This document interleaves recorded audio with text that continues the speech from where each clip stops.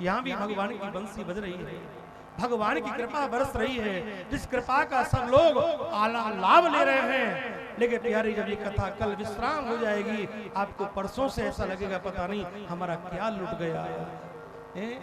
हमें परमात्मा के साथ रहने का सौभाग्य प्राप्त था, अब अपना समय कैसे पास करेंगे, कैसे व्यतीत करेंगे प्यारे। अच्छा समय व्यक्ति का बहुत जल्दी बीत जाता है और कष्ट का समय व्यक्ति का बड़ी मुश्किल से बीतता है प्यारे। आज 6 दिन हो गए, ऐसा लगता है अभी मानो 2 दिन हुए हैं, 2 दिन हुए हैं, ऐसा प्रतीत होता है। ये प्यार है भगवान से, भगवान से प्यार करने में समय का भान नहीं रहता। तो आज वो गोपियां जैसी थी, जिस अवस्था में थी, उस बंसी की आवाज को सुनने के बाद निर्जन वन में यमुना किनारे अर्धरात्रि की बेला में अपने अपने घरों को छोड़ के भागने लगी। जो जैसी तैसी उठधाई, पहुंचन की सब होड़ लगाई। कोई गोपी रात्रि के समय अपने बच्चों को दूध पिला रही थी, भगवान की बंसी की आवाज कानों में पहुंची प्यारे, उस बालक को वहीं छोड़ दिया और भगवान से मिलने के लिए दौड़ पड़ी है। मुरलिया हर की मधुबन में धूम मचाई। जब भगवान ने बंसी बजाई तो रात्रि के समय उस गोपी के ससुर ने कहा, हमारा भोजन लाओ। अब तो प्यारे वो गोपी ऐसी दीवानी हो गई, जो गाय के सामने रखने वाला भूसा वो ससुर के सामने रख दिया और ससुर को परोसने वाली खीर गाय के सामने रख दी। मुरलिया हर की मधुबन में धूम मचाई। गऊ को खीर, ससुर को भूसा, ऐसी मत बोराई, मुरलिया हर की मधुबन में धूम मचाई। कोई गोपी कहते, मेरे बहन भाइयों, कोई गोपी रात्रि के समय अपना श्रृंगार कर रही थी, भगवान की बंसी बजी, उल्टे सीधे वस्त्र पहन लिए। एक गोपी ने क्या काम किया, जल्दी जल्दी में सुध बुध भूल गए अपने तन मन की प्यारे, होठों पे लगाने वाली लिपस्टिक ला ली, आंखों पे लगा ली, और आंखों में लगाने वाला काजल होठों पे लगा लिया। एक गोपी ने एक आंख में काजल लगाया कि दूसरी आंख में काजल लगाने का उसे अवसर ही नहीं मिला। भगवान की बंसी बजी, एक आंख के काजल से ही भगवान से मिलने के लिए दौड़ पड़ी है। पांवों में पहनने वाली पायल हाथों में पहन ली, कमर में पहनने वाली कौंदनी गले में लटका ली। ऐसी स्थिति उन गोपियों की हो गई है प्यारे। कहते हैं ना, जब प्रेम उदय हो जाता है तब खान पान नहीं भाता है, विषयों में मन अकुलाता है, दिन रात कृष्ण याद आता है। आज गोपियां दौड़ रही हैं प्यारे। एक गोपी बोली, कहा, एक गोपी के पति बोले, रात्रि के समय कहां जा रही है? पर अपने कान्हा से मिलने के लिए। मैं तो चली श्याम की गली, मुझे कोई रोके ना, मैं अपने प्रभु से मिलने जा रही हूं। उसके पति ने कहा उस नटखट से, अर्धरात्रि की बेला में मैं तुझे नहीं जाने दूंगा। गोपी बोली, आप मुझे रोक नहीं पाओगे, मैं जाऊंगी जरूर। मैंने कैसे जाती है, मुझे जाके देखा। उसने क्या काम किया, उस पत्र ने अपनी घरवाली को अपने घर में बंद कर दिया, बाहर से सांकर ताला लगाया और चाबी अपनी जेब में रख ली। मैंने जाके देखा, उस गोपी ने कहा, बस आपको मेरे शरीर से बहुत प्यार है ना, लो मैं शरीर को तुम्हारे पास छोड़ती हूँ, आप मुझे रोक नहीं पाओगे। इस शरीर पर शहद डालो, इसको चाटो, मैं तो प्रभु से मिलने जा रही हूँ। कहते प्यारे, शरीर वहीं रह गया, उस शरीर से आत्मा निकली और सब गोपियों से पहले भगवान के महाराज में प्रवेश कर गई है। मेरी बहनों और भाइयों, कहने का तात्पर्य यह है, कभी कभी हमारे सामने वो परिस्थिति हो जाती है, हमारे पास में कथा हो रही हो लेकिन हम नहीं जा पाते। हम घर में बैठ करके भी हमारे विचार शुद्ध हैं तो कथा सुनने का हम लाभ ले सकते हैं। हमारा मन कथा में होना चाहिए, हमारा मन भगवान के चरणों में होना चाहिए। घर में भी कभी कभी ऐसी स्थिति हो जाती है, हम खूब समय निकालें, जान करके भी हम आ नहीं सकते प्यारे।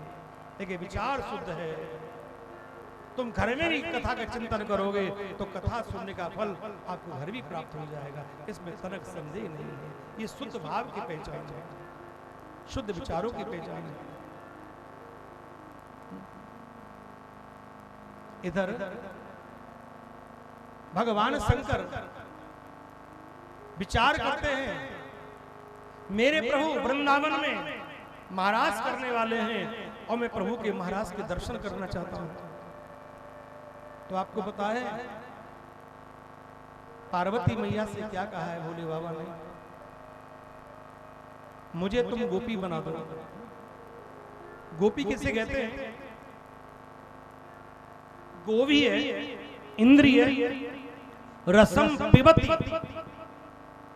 स गोपी, जो प्रत्येक इंद्रिय से गोविंद की लीलाओं का रसपान करते हैं उसे हम गोपी कहते हैं। और गोपी प्रेम की ध्वजा है। गोपियों के पास में ज्ञान नहीं है, इतनी पढ़ी लिखी नहीं है, ऐसे किसी विद्यालय में उन्होंने कोई पीएचडी नहीं की जो भगवान को प्राप्त किया है। फिर सिर्फ उन गोपियों के पास में ठाकुर जी को प्राप्त करने के लिए एक उनका सुंदर प्रेम है, प्यार। और भगवान को हमसे कुछ नहीं चाहिए, ना भगवान हमारे धन के भूखे हैं, ना हमारे मेवा मिठाई के भूखे हैं, ना फलों के भूखे हैं। भगवान तो भक्त से सिर्फ सच्चा दिल का प्यार चाहते हैं। जब तेरे सच्चा प्यार हो ना तो ठाकुर जी भक्त को वहीं प्रकट होकर दर्शन दे जाते हैं।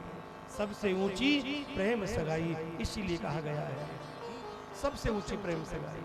प्रेम के बस अर्जुन रत हांक्यो, भूल गए ठकुराई। ऐसी प्रीत बड़ी वृंदावन, गोपियन नाच नचाई। ब्रज की गोपियां भगवान को नचा रही हैं तो ठाकुर जी नाच रहे हैं।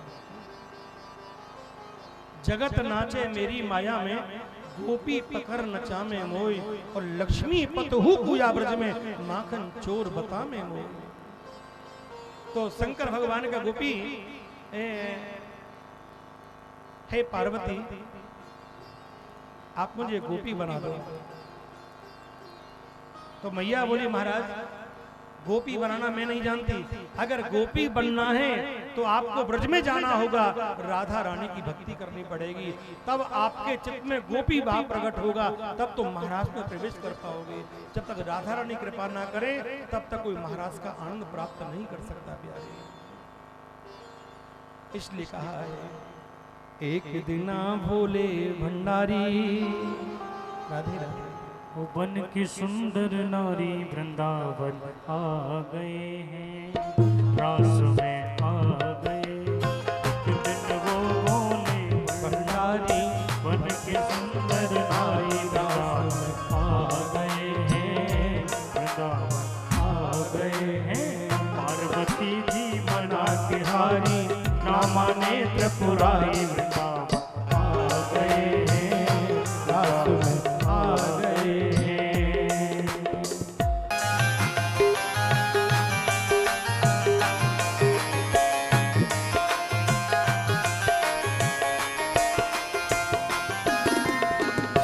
पार्वती से बोले मैं भी चलूंगा तेरे साथ में, तेरे साथ में। पार्वती से बोले मैं भी चलूंगा तेरे साथ में, तेरे साथ में। राधा संग श्याम नाचे मैं भी नाचूंगा तेरे साथ में, तेरे साथ में। रास रचेगा ब्रज में भारी, रास रचेगा ब्रज में भारी। हमें दिखाओ कलाई वृंदावन आ गए हैं, वृंदावन आ गए हैं। एक दिन वो भोले भंडारी बन के ब्रज की नारी, वृंदावन आ गए हैं, वृंदावन आ गए हैं। जय हो राधे।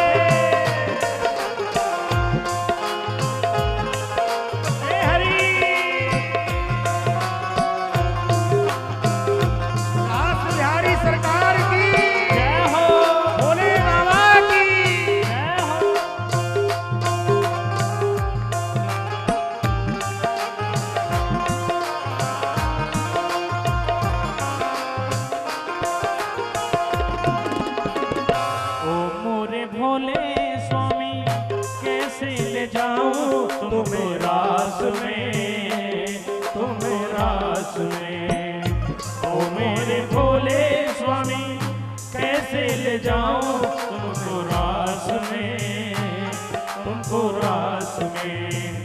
कृष्ण के सिवा वहाँ दूजा पुरुष ना होगा साथ में, वहाँ साथ में। राधा नाचे मोहन नाचे, राधा नाचे मोहन नाचे, नाचे सखियाँ सारी। वृंदावन आ गए हैं, वृंदावन आ गए हैं। एक दिन वो भोले भंडारी बन के सुंदर नारी। वृंदावन आ गए हैं, वृंदावन आ गए हैं।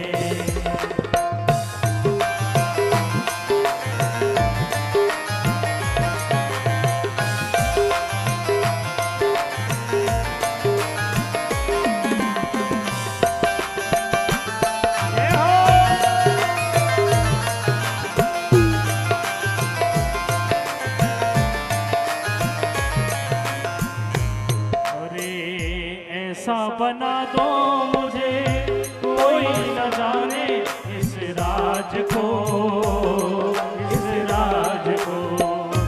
ऐसा बना दो मुझे कोई न जाने इस राज को, इस राज को। मैं हूँ सहेली तेरी ऐसा बताना ब्रजराज को, ब्रजराज को।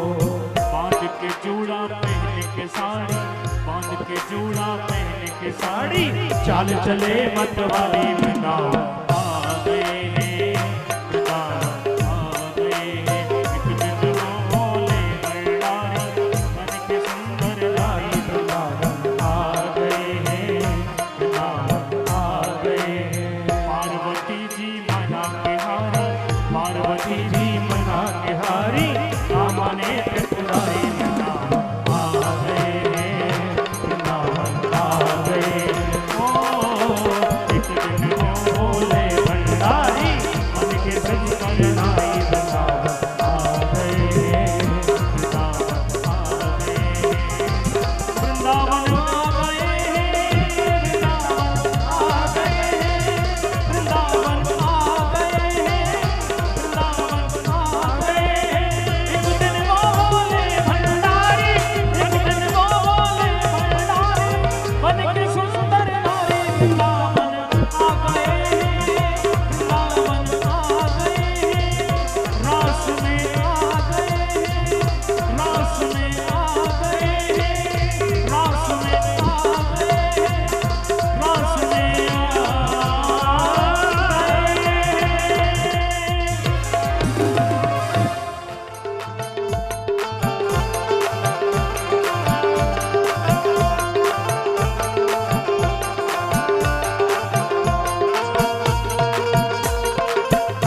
रास बिहारी सरकार की जय हो।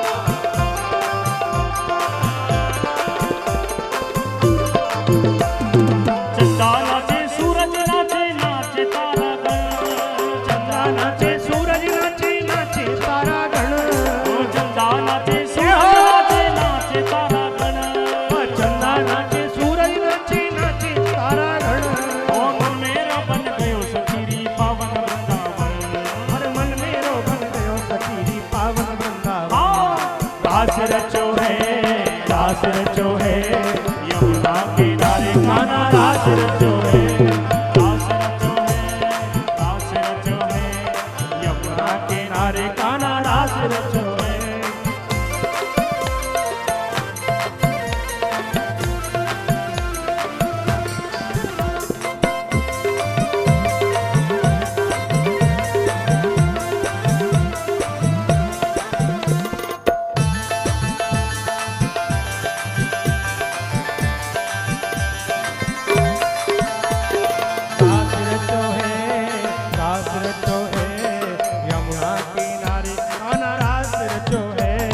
गंगा नाचे यमुना नाचे, नाचे नदियाँ जल। अरे गंगा नाचे यमुना नाचे नाचे नदिया जल। गंगा नाचे यमुना नाचे, नाचे सरयू जल। गंगा नाचे नाचे सरयू जल। ओ मन मेरा बन गयो सखीरी पावन वृंदावन। ओ मन मेरो बन गयो सखीरी पावन वृंदावन। ओ रास रचो है, रास रचो है, यमुना किनारे कान्हा रास रचो है, रास रचो है, रास रचो है, यमुना किनारे कान्हा रास रचो है। सो रास रचो वृंदावन बज रही पायल की झनकार, सो रास रचो वृंदावन बज रही पायल की झनकार। अरे पायल की झनकार, पायल की झनकार बज रही पायल की झनकार, होए सो रास रचो वृंदावन बज रही पायल की झनकार, होए सो रास रचो वृंदावन बज रही पायल की झनकार। ओ राधा मोहन दे गलवैया, राधा मोहन दे गलवैया, नाच ले के फिर गैया, नाच ले के फिर गैया, हिल मिल के सब सखियां नाचे गावे मंगलाचार, ओ हिल मिल के सब सखियां नाचे गावे मंगलाचार, ओ ऐसा जय हो, हो ऐसा जय हो। होए सो रास रचो वृंदावन बज रही पायल की झनकार, होए सो रास रचो वृंदावन बज रही पायल की झनकार।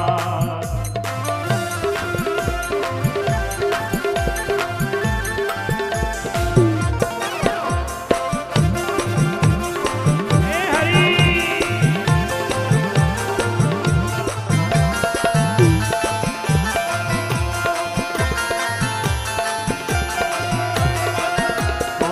और वृंदावन की भूमि प्यारी, वृंदावन की भूमि प्यारी, रास रचा रहे कृष्ण मुरारी, रास रचा रहे कृष्ण मुरारी, मधुर मधुर ये बंसी बाजी सप्त स्वर ने झनकार, ओ मधुर मधुर ये बंसी बाजी सप्त स्वर ने झनकार, हो ऐसा जय हो, होए सो जय हो। होए सो रास रचो वृंदावन बज रही पायल की झनकार, होए सो रास रचो वृंदावन बज रही पायल की पायल की झनकार बज रही पायल की झनकार, ओ पायल की झनकार बज रही पायल की झनकार, होए सो रास रचो वृंदावन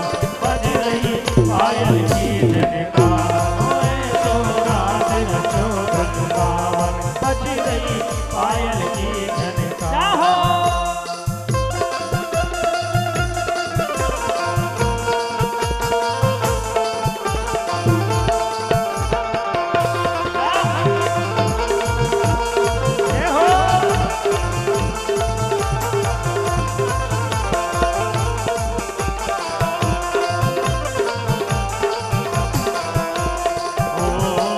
रास रचो है ब्रज में भारी, रास रचो है ब्रज में भारी, अरे गोपी बन गई शिव त्रिपुरारी, गोपी बन गए शिव त्रिपुरारी, हाँ गोपी बन गई शिव त्रिपुरारी, गोपी बन गए शिव त्रिपुरारी। अरे तब से वृंदावन में है गयो गोपीश्वर अवतार, हाँ तब से वृंदावन में है गयो गोपीश्वर अवतार, हो ऐसो जय हो, हो ऐसो जय हो। हो ऐसो रास रचो वृंदावन बज रही पायल की झनकार, हो ऐसो रास रचो वृंदावन बज रही पायल की झनकार। वृंदावन में नाचे मोर, मैं भी नाचूंगी वृंदावन में नाचे मोर,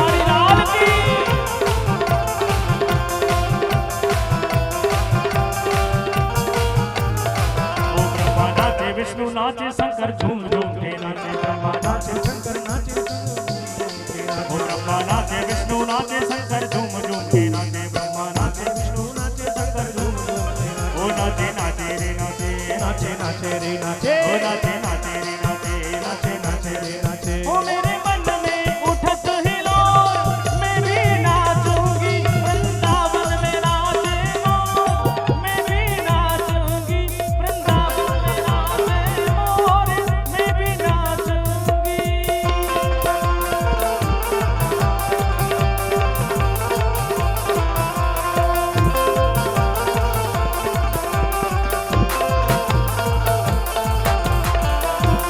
जय हो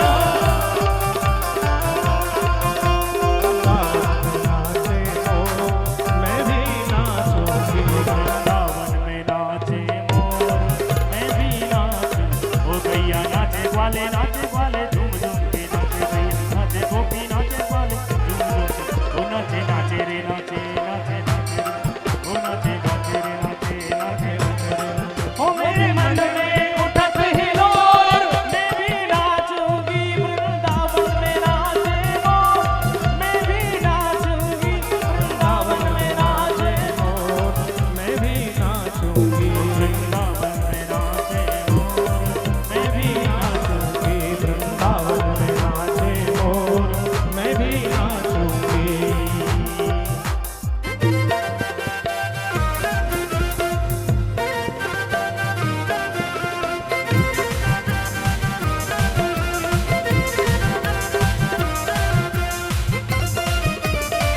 नाचूंगी मैं भी नाचूंगी वृंदावन में नाचे मोर मैं भी नाचूंगी वृंदावन में नाचे मोर मैं भी नाचूंगी वृंदावन में नाचे मोर मैं भी नाचूंगी वृंदावन में नाचे मोर मैं भी नाचूंगी वृंदावन में नाचे मोर मैं भी नाचूंगी वृंदावन में नाचे मोर मैं भी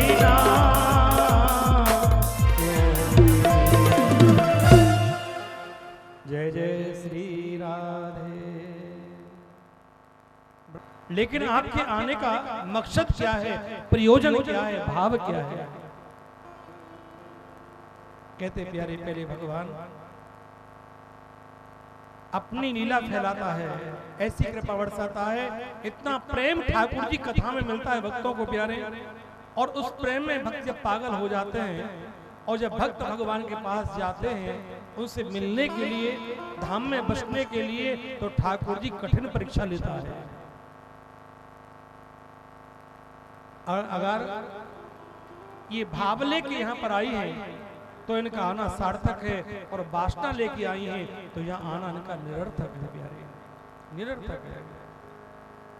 लेकिन आज गोपियों के शुद्ध भाव को देख के भगवान ने उनके सामने ठाकुर जी को उनकी भक्ति के सामने मजबूर होकर के और महाराज करने को तैयार होना पड़ा।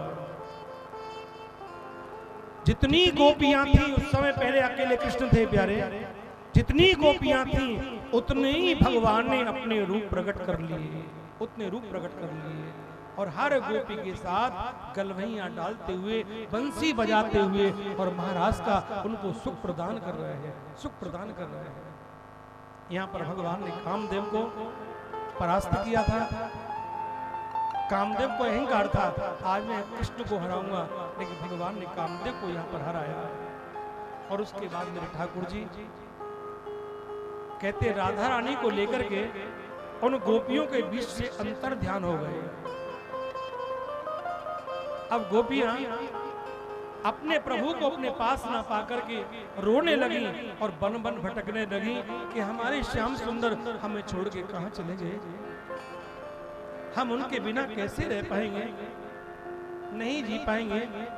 कन्हैया कन्हैया पुकारा करेंगे, लताओं में ब्रज की गुजारा करेंगे, कहीं तो मिलेंगे वो बांके बिहारी, चरण पड़ उन्हें हम रिझाया करेंगे।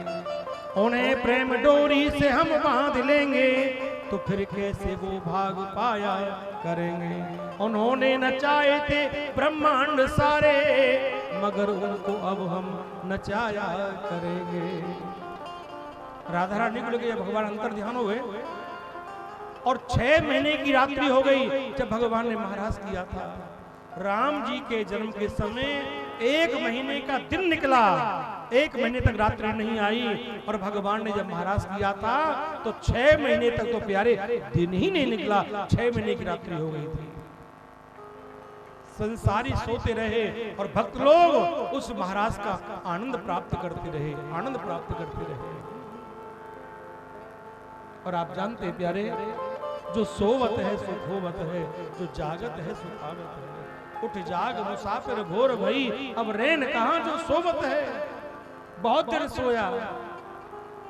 ध्यान रखना, जब हमारे शहर में, हमारे नगर में, हमारे क्षेत्र में हरी चर्चा होती, कोई महापुरुष आते हैं तो हमको जगाने के लिए आते, भैया जगो भैया, अब तो जगो।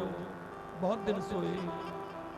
बिना भगवान की याद में हमारा जो जीवन निकला है प्यारे, समझो हमने वो समय सोने जैसे बर्बाद किया है। असली जीवन तो वही होता है जब परमात्मा के चरणों में बैठ करके हम इस आनंद का लाभ प्राप्त करते हैं। तो समझो हम जागे हुए हैं। जानिए जीव जबई जग जागा, जबई जग जागा। तो राधा रानी बोली, प्रभु आपके साथ महाराज करते करते मैं थक गई हूं। 6 महीने से आपके साथ मुझे महाराज का सौभाग्य प्राप्त हुआ, लेकिन अब मैं आपसे कहना चाहती हूं, आप मोरे महलों तक मुझ पे चढ़ा नहीं जाएगा। थक रही हो, आप मुझे कंधे पर बैठा हो और मुझे महलों में छोड़ो, महलों में छोड़ो।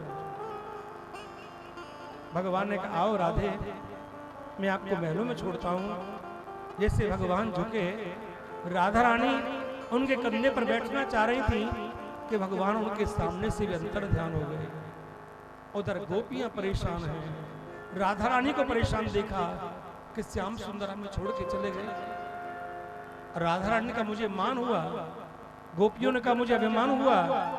और यहाँ प्यारे मान और अभिमान दोनों की चाह होती है। यहाँ व्यक्ति के चित्त में ये बसे रहते हैं प्यारे, वहां से भगवान चले जाते हैं। भक्तों को प्यारे मान की भी इच्छा नहीं करनी चाहिए कि हमारा मान हो। हमारा धर्म है धर्म कराना प्यारे, हमारा धर्म है यज्ञ कराना। इससे कितने लोगों का कल्याण होता है। अगर हम माला झूल लेके भजन ना कर सके प्यारे, लेकिन जीवन में कभी ऐसे यज्ञ करते हैं और उस यज्ञ में कितने भक्त लोग आते हैं, उनको परम सुख की प्राप्ति होती है। तुमने मानो आपके माध्यम से जितने लोग कथा सुनने के लिए आए हैं, तो उनमें से कुछ ना कुछ अंश, कुछ ना कुछ फल यज्ञ कराने वाले को जरूर प्राप्त होता है। जितने ज्यादा श्रोता होंगे उतना ही यजमान को ज्यादा लाभ होगा। जैसे यज्ञ में जितने अधिक कलश रखे जाएंगे उतना ही अधिक लाभ है। ध्यान रखना मेरे बहन भाइयों, जो माता बहन भागवत में अपने कलश रखती हैं, किसी कारण से वो उनमें गैप हो जाए, कथा छूट जाए, लेकिन कलश अगर भगवान की कथा में रखा है तो समझो प्यार उनके पूरे 7 दिन की हाजिरी कंटिन्यूअस लग रही है। जहां भी धर्म का कार्य होता हो, माता बहनों को अपने जीवन को मंगलमय बनाने के लिए, अपने परिवार में मंगल करने के लिए, अमंगलों को दूर करने के लिए धर्म क्षेत्र में कलश जरूर उठाना चाहिए प्यारे। कलश में सब देवताओं का वास होता है, ऐसा प्रमाण है। कलशस्य मुखे विष्णु कंठे रुद्र समास्त्रतः मूले त्वस्य स्त्रो ब्रह्मा मध्ये मात्रा स्मृता कुक्षोतौ सागरा सर्वे सप्त दीपा वसुंधरः ऋग्वेदो यजुर्वेदो सामवेदो अथर्वणा अंगेशम सहिताम सर्वे कलसंतु समास्त्रता। कलश में सब देवताओं का वास है। और ध्यान रखना प्यारे, जिस समय भागवत यज्ञ पूरा होता है, हवन होता है, तो जो माता बहन यज्ञ में अपने कलश रखती हैं, उसका जल अपने घर में छिड़कने से घर की आदि व्याधि कष्ट सारे दूर हो जाते हैं। और कोई बहुत शरीर से परेशान रहता हो, उस जल में थोड़ा सा गंगाजल मिला करके समय समय पर आप गंगा विष्णु 3 बार कह के प्यारे उसको 11 दिन पियो, आपके शरीर के रोग भी नष्ट हो जाएंगे, आपके शरीर के कष्ट भी कट जाएंगे प्यारे। इसका ये प्रमाण है। इसमें सभी तीर्थों की शक्ति आती है जल के अंतर्गत में। जैसे कलश भरा हुआ रहता है, ऐसे ठाकुर जी हमारा परिवार भी सदा भरा पूरा रहे, ऐसा भगवान से प्रार्थना करते हैं। तो यहां पर गोपियों ने राधा रानी से कहा, जैसे प्रभु हमको छोड़ के अंतर ध्यान हो गए, हे राधा रानी क्या आपको भी छोड़ के चले गए? राधा रानी का चिंता ना करो, अगर हमने उनसे दिल से स्नेह किया है और हमारे मन में कोई विकार नहीं है तो ठाकुर जी को रिझाने के लिए हम सुंदर भाव प्रकट करते हैं। तो गोपियों ने यह सुंदर गीत गाया है, जिसे भागवत में कहते हैं गोपी गीत, जो 19 श्लोक भागवत जी में आए हैं। आज भी कहते हैं जो भक्त लोग अर्धरात्रि के समय राधा कुंड में 21 दिन तक भी इस गोपी गीत का पाठ करता है, उसे ज्यादा लंबा समय नहीं, 21 दिन में ठाकुर जी दर्शन दे जाते हैं। ऐसा प्रमाण आज भी साक्षात है। कौन सा गीत गाया है? जयति देदकम जन्मना ब्रज श्रेयत इंद्रा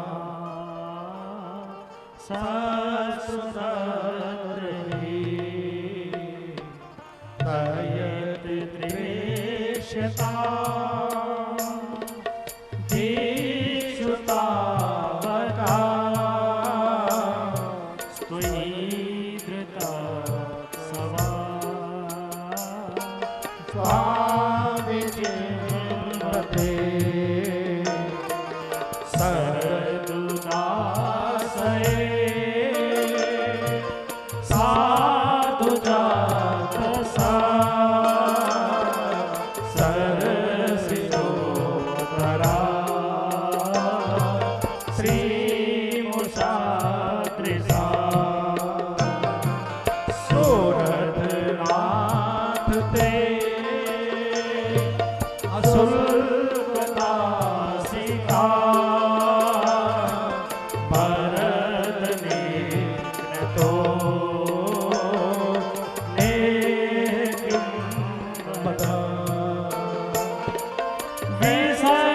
विसजलाप्यया ज्ञानराजसा भरसुमारुता वैद्यतानुला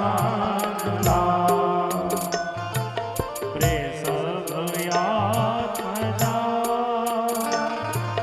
विश्वतो भया त्रिसते वयं रक्षता हो नखल गोपिका नंदनो भवा अखिल देना अंतरात्मे विघ्न साधितो विश्व को परे सख को देवा सात्वतांकुले सात्वतांकुले सात्वतांकुले। ऐसे भागवत जी में 19 श्लोक हैं। आज भी इस कलकाल में जो भक्त लोग गोपी गीत का पाठ करते हैं उन पर भगवान की विशेष कृपा बरसती है। जरूर भगवान दर्शन देते हैं। भगवान ने पुनः उन गोपियों को दर्शन दिया है प्यारे, और भगवान का ये महाराज हुआ है। आज भी वृंदावन में ठाकुर जी महाराज करते हैं, और भगवान रात्रि को 12 बजे से लेकर के आज भी 4 बजे तक वृंदावन में नित्य रास रचते हैं प्यारे। इसलिए आपने देखा वृंदावन में बिहारी जी का मंदिर 9 बजे से पहले नहीं खुलता, क्यों ठाकुर जी रास करके आते हैं ना, थक जाते हैं, तो कम से कम 4-5 घंटा तो रेस्ट चाहिए। और हमारे जो बिहारी जी हैं ना वृंदावन में, ये निधवन से ही प्रकट हुए हैं।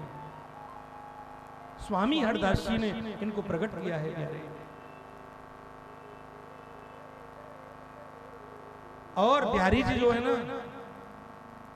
दोनों ही राधा कृष्ण दोनों मिलकर के एक रूप में हैं, अलग अलग नहीं है। राधा ही कृष्ण है और कृष्ण ही राधा है। कभी राधा कृष्ण से अलग नहीं रह सकती और कृष्ण राधा से अलग नहीं रह सकते प्यारे। तो दोनों का एकाक्षर जो रूप है वही बांके बिहारी का है। आप जानते हैं कि भगवान निधवन से प्रकट हुए, कैसे प्रकट हुए? भगवान ब्रज गोपांगनाओं के साथ राधा रानी के साथ में निधवन में रास रच रहे थे, रास कर रहे थे। रास करते करते नाचते नाचते राधा रानी की एक पायल और निधवन में वहीं पर छूट गई। सुबह सुबह का समय था। स्वामी हरदास जी निधवन में झाड़ू सेवा कर रहे थे और हरदास जी को राधा रानी की पायल वहां पर मिल गई।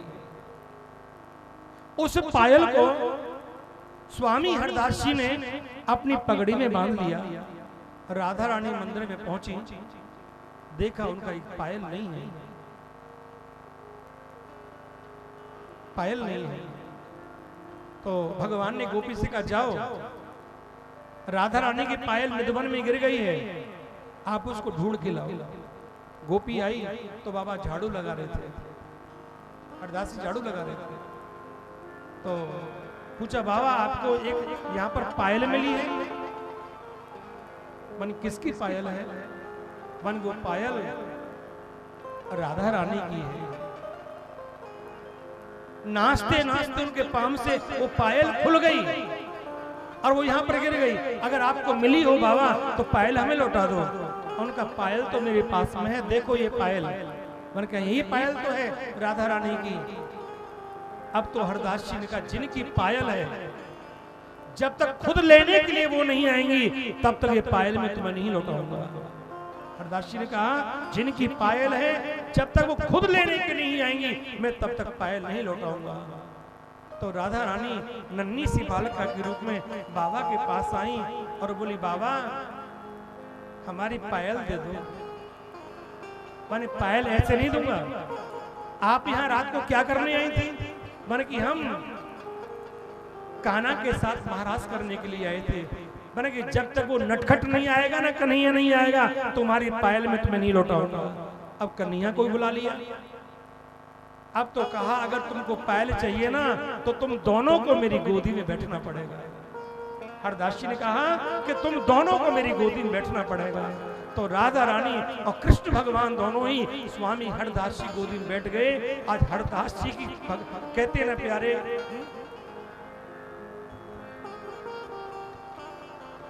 खुशी का ठिकाना नहीं रहा। प्रसन्नता में हरदास जी महाराज ऐसे दीवाने हो गए, इतने भाव में आ गए प्यारे। उन दोनों को लिया और दोनों को जोर से दबाया और दोनों दब करके एक रूप में बिहारी जी के रूप में प्रकट हो गए। दोनों मिलकर के बिहारी जी के रूप में प्रकट हुए। तब से प्यारे वही बिहारी जी निधवन से मंदिर में स्थापित हुए हैं। ये अलग नहीं है, राधा कृष्ण दोनों मिलके एक ही है। और आप जानते हैं वृंदावन में जब भक्त लोग दर्शन करने आते हैं तो ठाकुर जी का पर्दा बार बार लगता रहता है। पर्दा क्यों लगता है आपको पता है? पर्दा इसलिए लगता है कहीं कोई भक्त के नैना भगवान से लड़ जाएं और ठाकुर जी उनके पीछे चले जाएं तो वृंदावन तो सूना हो जाएगा। इसलिए वृंदावन वाले संत सोचते हैं ये नैना बहुत लड़ाता है कन्हैया मेरा। एक गोपी आई थी दूर से, और भगवान के दर्शन कर रही थी। प्रभु बड़े दूर से आना पड़ता है, तो आप हमारे यहाँ चलो ना। तो भगवान का चलो हम तुम्हारे साथ चलते हैं। तो उसके साथ हो लिए। अब तो वृंदावन की मंदिर की शोभा खत्म हो गई, भगवान की तेज खत्म हो गया। भगवान ने दर्शन दिया गुस्साइयों के लिए, तुम पे पकड़ा जाए तो पकड़ लो, मैं एक भक्तानी के साथ जा रहा हूँ, भक्तानी के साथ जा रहा हूँ। अब तो गोस्वामी लोग दौड़े, भगवान को जाके पकड़ा नीमच के पास में। और अब तो गोपी रोने लगी, प्रभु मैं भी नहीं जाऊंगी कहीं पे, मैं आपका दर्शन यहीं करना चाहती हूँ। अब यहीं मैं आपका मंदिर बना करके आपके दर्शनों का सौभाग्य प्राप्त करना चाहती हूँ। भगवान का चिंता ना करो, हम आपको वचन देते हैं 24 घंटे वैसे हम ब्रज में रहते हैं, पर 1 घंटा 24 घंटे में से हम आपको यहाँ नित्य दर्शन दिया करेंगे। ये हमारा वचन है, ये हमारा वचन है। 1 घंटे साक्षात रूप में हम यहाँ तुम्हारे पास रहेंगे। अब पुजारियों ने भगवान से कहा, प्रभु एक गोपी आई, उसके लिए तुमने 1 घंटा दे दिया। एक गोपी हरियाणा से आ गई तो 1 घंटा उसको निकाल दोगे। एक गोपी हिमाचल से आ गई तो 1 घंटा वहां निकाल दोगे, रह गए बेचारे फिर 21 घंटे। फिर एक पंजाब से आ गई तो रह गए 20 घंटे। ऐसे 24 स्टेटों से 24 गोपियां आ गई तो तुम वृंदावन छोड़ के चले जाओगे। भगवान बोले, अगर तुम मुझे कहीं यहाँ से नहीं भेजना चाहते हो तो मेरी अखियां किसी से मत मिलने देना। तभी से प्यारे ठाकुर जी को पर्दा बार बार लगाते रहते हैं। ओ वृंदावन के उबा के बिहारी, हमसे पर्दा करो ना मुरारी। वृंदावन के उबा के बिहारी, ओ हमसे पर्दा करो ना मुरारी। वृंदावन के उबा के बिहारी,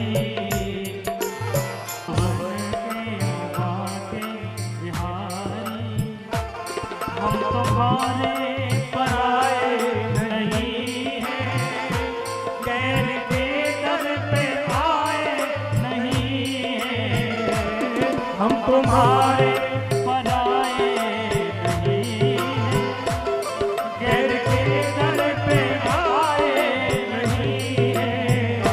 हम तुम्हारे पुराने पुजारी, हम तुम्हारे पुराने पुजारी, तो हमसे पर्दा करो ना मुरारी। वृंदावन के उबा के बिहारी, हमसे पर्दा करो ना मुरारी। वृंदावन के उबा के बिहारी।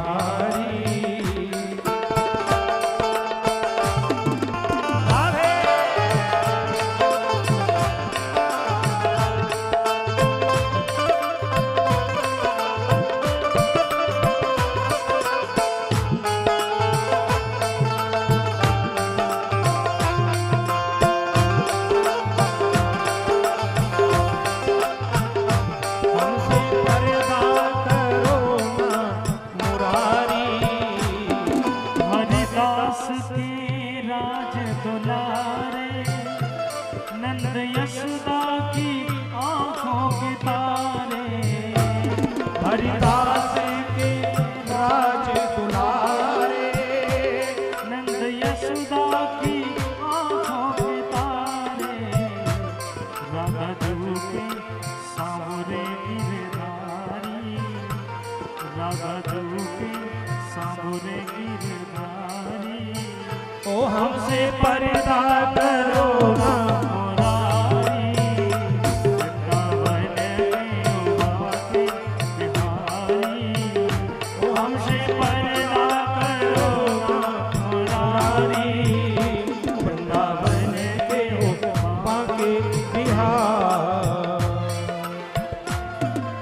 बोलिए बांके बिहारी लाल की, खाटू नरेश की, श्याम दातार की।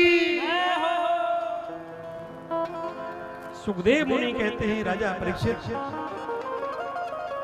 ये भगवान की पावन लीला है। एक बार भगवान ब्रज में लीला कर रहे हैं, कंस के दैत्यों को मारते चले जा रहे हैं। तो अब तो देवताओं ने सोचा कंस का भी जल्दी वध होना चाहिए। अब क्या उपाय करना चाहिए? नारद जी को याद किया, नारद जी तुम जाओ और ऐसी कंस की मति फेर दो कि कंस भगवान को मथुरा बुला ले और कंस का भगवान के हाथों से उद्धार हो जाए।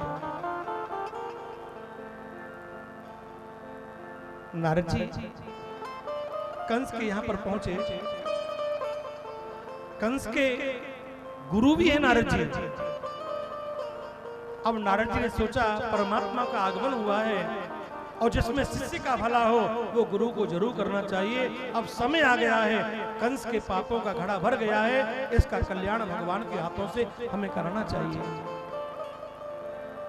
अरे कंस, तू आराम से चैन से बैठा है और तुझे होश नहीं है, तुझे ज्ञान नहीं है। तुम्हारा जो शत्रु है दिन प्रतिदिन बलवान होता चला जा रहा है।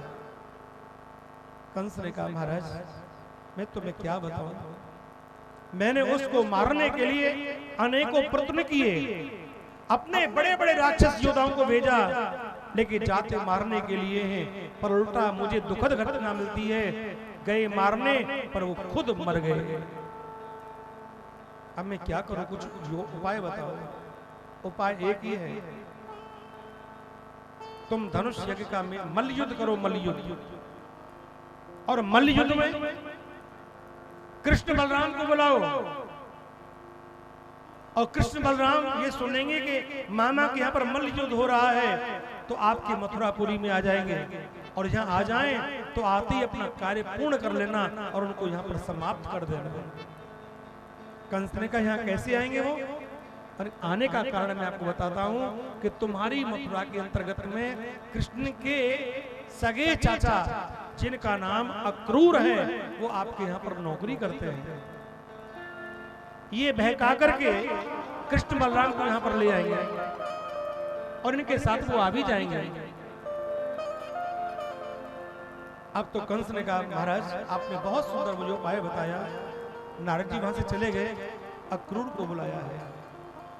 अक्रूर ने सोच लिया ये दुष्ट क्या करेगा, इसके मन में खोट है, इसके मन में पाप है, और इसने उन छोटे छोटे बच्चों का वध कर दिया तो मुझे बाल हत्या के पाप में शामिल होना पड़ेगा, और मैं ये पाप नहीं करना चाहता, ये अपराध मैं नहीं करना चाहता। कंस ने कहा जाते हो या मौत के घाट उतारो। अब तो अक्रूर जी ने सोच लिया है इस पापी के हाथ से मरने से तो भला है मैं उस प्रभु का दर्शन करूं। अगर वो साक्षात परमात्मा हैं, अगर ये शक्ति नहीं होते वो तो बड़े बड़े राक्षसों को नहीं मार सकते थे। तो मुझे पूरा विश्वास हो गया है कि साक्षात कृष्ण बलराम ब्रह्म के रूप है और वो आएंगे यहाँ इस दुष्ट का संहार करेंगे, पृथ्वी को दैत्यों से विहीन करेंगे। अच्छा तो मैं जाता हूँ। अक्रूर आज चले हैं प्यारे मथुरा से गोकुल के लिए, चले मथुरा से गोकुल के लिए। संध्या का समय है, भगवान श्याम सुंदर गाय चराने के बाद जब वापस गोकुल की तरफ जा रहे हैं तो अक्रूर का रथ आता हुआ दिखाई पड़ा। अक्रूर ने कहा हे कृष्ण। कन्हैया ने सोचा चाचा आ गए, एकदम से अक्रूर जी के चरणों में जाके गिरे भगवान। अक्रूर बोले लाला ये तुम क्या कर रहे हो, आप तो स्वयं नारायण हो। भगवान ने कहा चाचा आप मेरे संबंध में चाचा लगते हैं, और बच्चा चाहे जीवन में कितने बड़े पद पे क्यों ना पहुंच जाए लेकिन माँ बाप के लिए तो सदा बच्चा ही रहता है।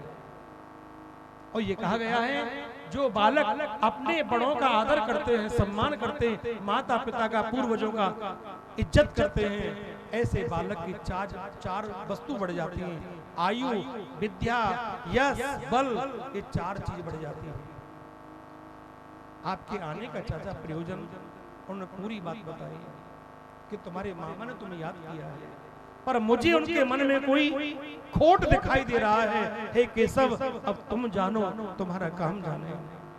कन्हैया ने सोच लिया अब यही तो मौका है। अब तो मुझे जाना पड़ेगा। जिन्हें मेरे माता पिता ने मुझे जन्म दिया है और जन्म देने के बाद मैं सीधा मथुरा से गोकुल आ गया और मेरे माता पिता जन्म देने वाले कष्ट में पड़े हुए हैं। अब इस माध्यम से अपने माता पिता को मैं उन कष्टों से मुक्ति दिलाऊंगा। भगवान कृष्ण 11 वर्ष ब्रज में रहे, 14 वर्ष मथुरा में रहे और 100 वर्ष भगवान द्वारिका में रहे। अर्थात 125 वर्ष भगवान ने इस भूमंडल पर ये सारी लीलाएं की हैं प्यारे। 125 वर्ष तक ये लीलाएं की भगवान ने। हमारे भागवत में लिखा है प्यारे कि अब तो अक्रूर जी को कन्हैया घर में ले गए और जिस समय यशोदा माँ को बात मालूम पड़ी, यशोदा माँ को बात मालूम पड़ी, अक्रूर मथुरा से कंस के द्वारा भेजा हुआ कृष्ण बलराम को लेने के लिए आया है, तो माँ आज अक्रूर को डांटने लगी। अरे निष्ठुर, अरे अधम, अभी वहीं रख लो बेटी, वहीं रख लो। अरे अधम, अरे पापी, तुझे इतना होश नहीं है? जिस दुष्ट कंस ने मेरे बच्चों को मारने के लिए कितने कितने बड़े निशाचरों को भेजा और हमने अपने बच्चे की सुरक्षा के लिए गोकुल छोड़ करके वृंदावन में कुटिया बनाई और यहाँ भी तुम्हारा पीछा नहीं छोड़ रहे? नहीं कन्हैया, हम तुमको यहाँ से नहीं जाने देंगे। कन्हैया बोले मैया मैं परसों आ जाऊंगा, मामा ने बुलाया है। ब्रज गोपियों को मालूम पड़ गई कन्हैया जाने वाले हैं, तो आज गोपियां रथ के सामने लेट गई। हे श्याम सुंदर, अगर आप हमें छोड़ के जाओगे तो हम तुम्हारे बिना नहीं जी पाएंगे। और एक बात बता मैं कहना, किसी को हथियार से मारना ही मारना नहीं होता। किसी को बहुत प्यार दे करके उसे पागल बना दिया जाए और उसके बाद उसे छोड़ दिया जाए तो सबसे बड़ा मारना होता है। आपने इतना हमको प्रेम दिया है कि हमें आपके सामने संसार में अब कुछ अच्छा नहीं लगता। हे गोविंद, आप हमें छोड़ के मत जाओ, हमें छोड़ के मत जाओ। भगवान ने राधा रानी से कहा, राधा रानी आप तो जानती हो मेरा अवतार क्यों हुआ है। मेरी अवतार में तुम, मेरी लीला में तुम सहयोग प्राप्त करो। मैं आपको ये अपनी बंसुरी दे के जाता हूँ। भगवान राधा रानी को बंसुरी दे गए हैं। जब तुम मुझे याद करोगी मैं तुम्हारे पास होऊंगा, लेकिन मुझे लीला को आगे बढ़ाना है, मेरी लीला में सहयोग करो। आज सबको समझाते हुए भगवान रथ में बैठ करके अपने साथ कुछ गोप ग्वालों को लेकर के और मथुरा के लिए प्रवेश कर रहे हैं। अब रथ पहुंचो सामरिया को दूर, मोए ऐसी खबरिया होती, मैं रथ के अगारे सोती, मेरो हैजा तो चकनाचूर। अब रथ पहुंचो सामरिया को दूर। आज गोपियां भगवान को पुकारती रही हैं और क्या कह रही हैं कि सामरिया जल्दी आए जइयो, बिन देखे चैन पड़े ना।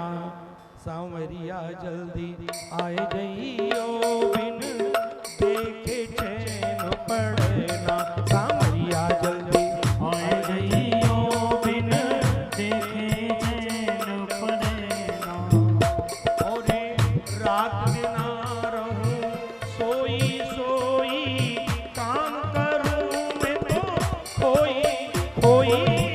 रात दिन रहूं सोई सोई, काम करूं मैं तो खोई खोई। या को भेद बताए जइयो, बिन देखे चैन पड़े ना। सावरिया जल्दी आए जइयो, बिन देखे चैन पड़े ना। कन्हैया जल्दी आए जइयो, बिन देखे चैन पड़े ना। कन्हैया जल्दी आए जइयो, बिन देखे चैन पड़े ना। आज भगवान सबको आश्वासन देते हुए रथ में बैठ के अक्रूर जी के साथ आज मथुरा के लिए प्रवेश कर रहे हैं। रास्ते में यमुना जी आई। अक्रूर का दिल रोने लगा, इतनी गोपियों को मैं रोते हुए छोड़ के कृष्ण को लेके जा रहा हूं उस दुष्ट कंस के पास में, अगर इन बच्चों पर थोड़ा भी आघात पहुंचा तो इतनी गोपियों की बद्दुआ मुझे जीते जी भस्म कर डालेगी।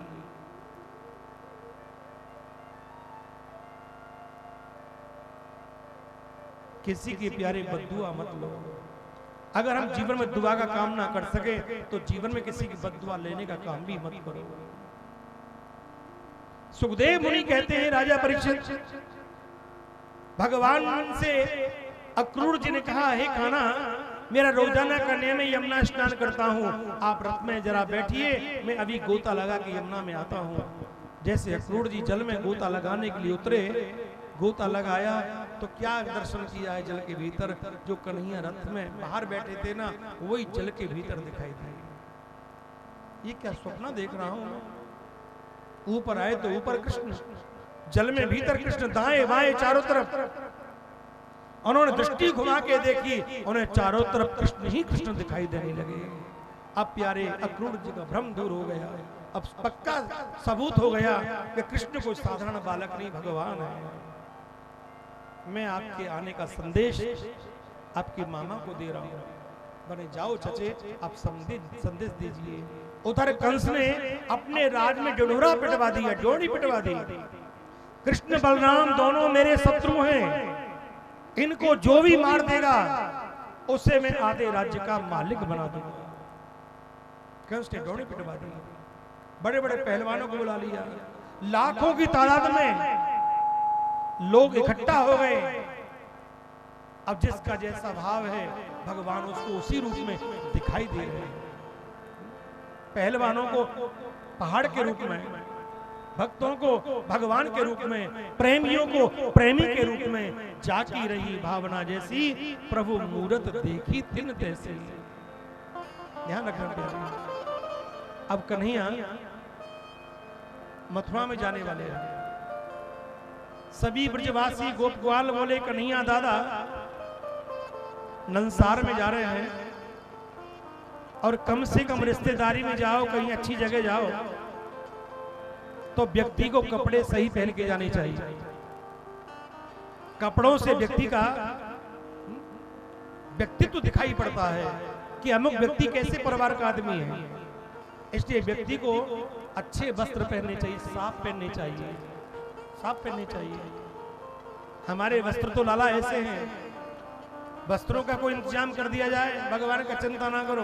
देखो सामने बड़े बड़े राजा महाराजाओं के कपड़े सूख रहे हैं, ये धोबी धो रहे हैं, कंस के कपड़े लेके आते हैं, चलो इस धोबी के पास जाते हैं और कपड़े मांगते हैं।